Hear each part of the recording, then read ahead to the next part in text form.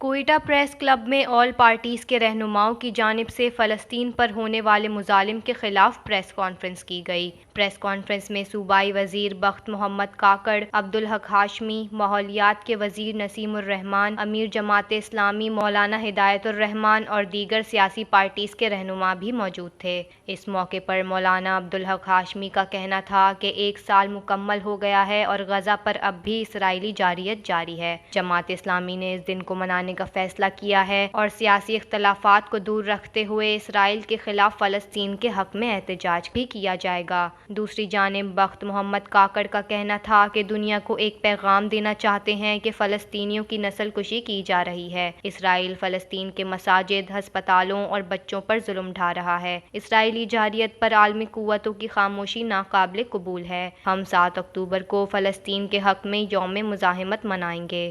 وش news, Quetta, Balochistan.